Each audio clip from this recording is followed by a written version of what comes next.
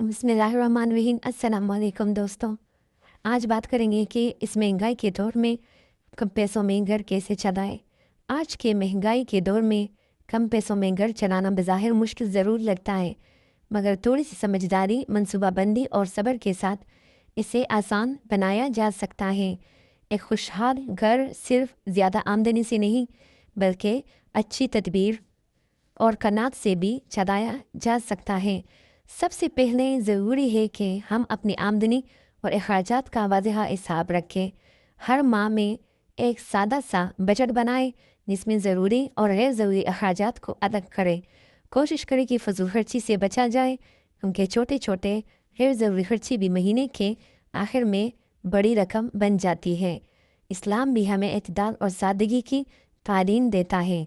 इससे ये ज़िंदगी को सादा रखना ना सिर्फ दुनियावी सुकून देता है, बल्कि रूहानी सुकून का भी सबब बनता है।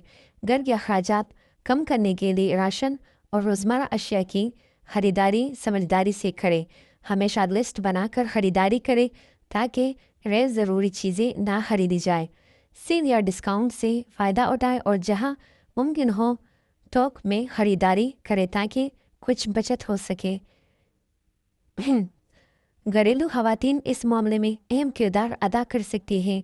वो घर में सादा और सेहत बख्श खाने तैयार करके बाहर के गैर ज़रूरी खर्चों को कम कर सकती है।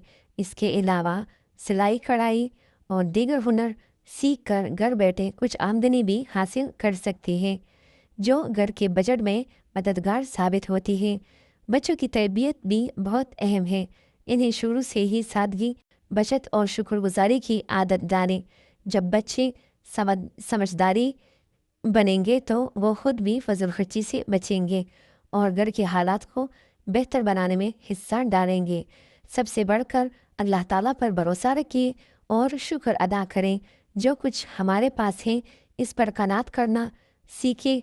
दुआ और मेहनत के साथ अल्लाह बरकत अता फरमाता है और कम वसाइल में भी आसानी पैदा कर देता है। आखिर में यही कहा जा सकता है कि कम पैसों में घर चलाना नामुमकिन नहीं, बल्कि एक फ़न है।